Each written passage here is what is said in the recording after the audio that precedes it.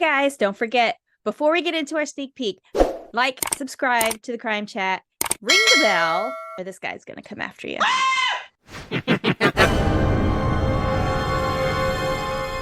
I watched Gorilla -1. Huh? Godzilla? I said good gorilla, didn't I? Insert grayscale video here. Got it. No, wait. God bless you.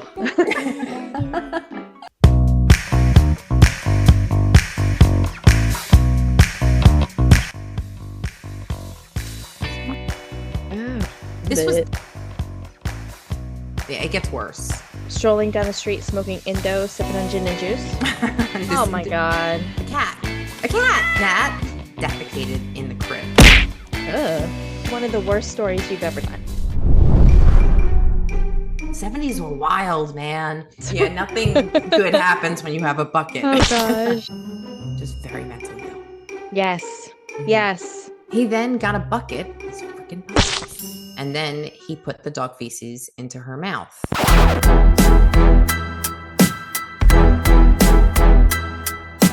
Hey there, chatters. I'm Nat. And I'm Kat, and welcome to the Crime Chat. I am your forensic femme fatale Natalie, is your true crime addict connoisseur vampire esquire today. Yes, we are two normal girls who obsess about dark crimes, evil minds, and occasionally the unknown.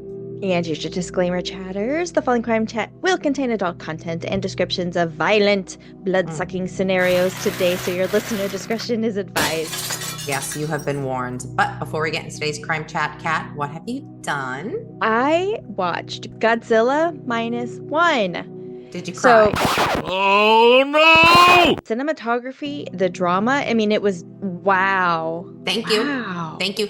When he did his nuclear blast, the nuclear breath, did it not give you chills? I got chills, they're multiplying. Yeah. I'm getting chills right now. They use the lens to take out certain lights. When you're looking through it, yeah, your eye automatically sees the grayscale and there's no like color in it. Insert grayscale video here. Got it.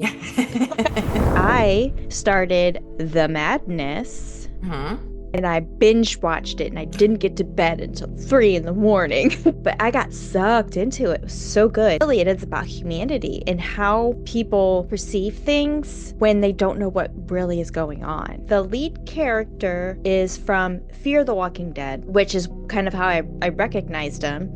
So the madness is basically the madness that the lead character is going through in trying to show his case. It's got a lot of different layers of lessons, like just life lessons based around a murder. Well, this is why we get along so well. It's because I binged movies too. But I did it after everybody left on Christmas. Everybody was gone by 8 o'clock. So I was like wide awake, decompressed, and I got my binge on. I watched Godzilla vs. Kong, and I love Godzilla, so you know, and Kong is good too, but it was good. I liked it. The other thing is preparing for this story, the movie that's out right now. Yes. What is it? No, wait. God bless you. Nosferatu. Alexa, what's the movie Nosferatu? Nosferatu is a 2024 fantasy starring Lily Rose Depp, Nicholas Hoult, and Bill Skarsgård. Oh, Lily Rose Depp. Is it Johnny Depp's daughter? Yes.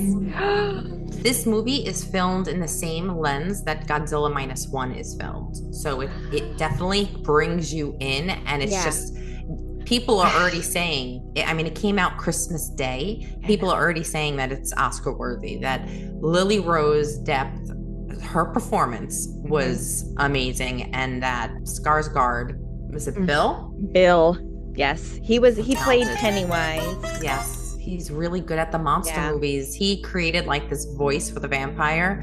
They said they didn't use anything to tweak it. Like, that's him. So really? Yeah, he's like so talented. That's super talented. The Skarsgårds are all talented. Yes. With that, so I figured, you know, I just dove into like some vampire movies to prepare for this story. Yes. Not that it had anything to do with the story, but you know, it just inspired me to watch just the for movies. fun. Yeah. There was one Dracula movie I did not watch that I watched, and that was Dracula Untold with I want to Luke see that. Evans. Yes. Holy crap. And then the other one was the Bram Stoker Dracula, and that was Gary Oldman.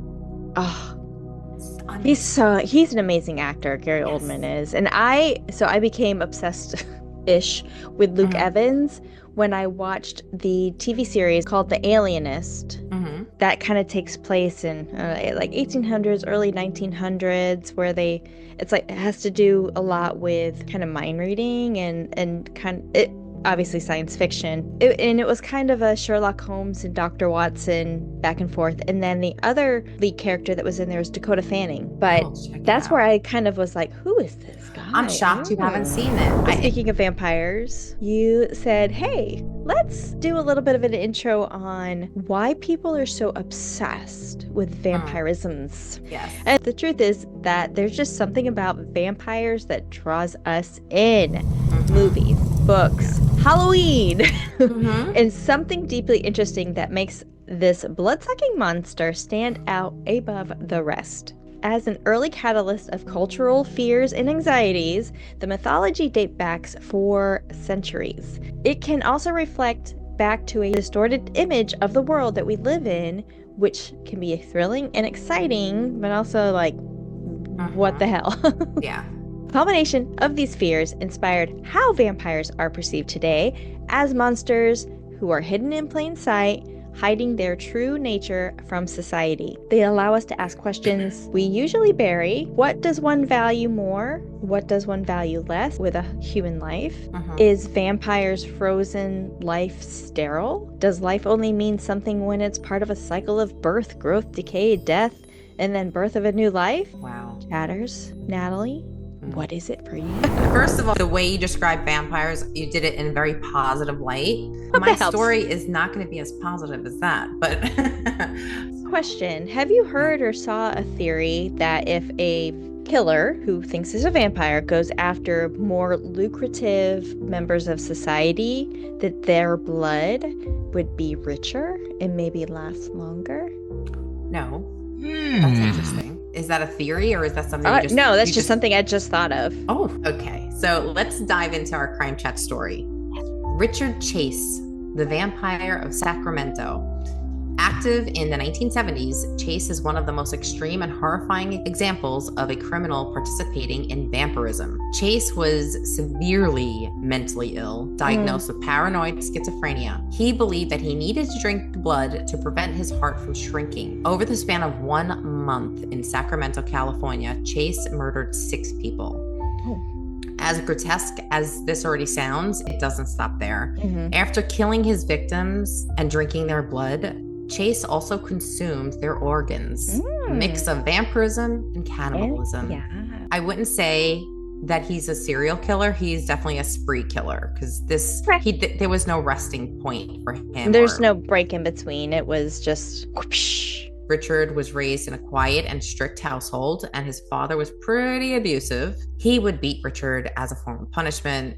And I saw in a couple of documentaries that I watched that this was like typical in 1950s, like the households, like they were just very like, don't talk back to me, I'll get my belt out. His parents, Beatrice Chase and Richard Chase Sr., had a troubled marriage. They had arguments and financial struggles, and this profoundly affected Richard's early life.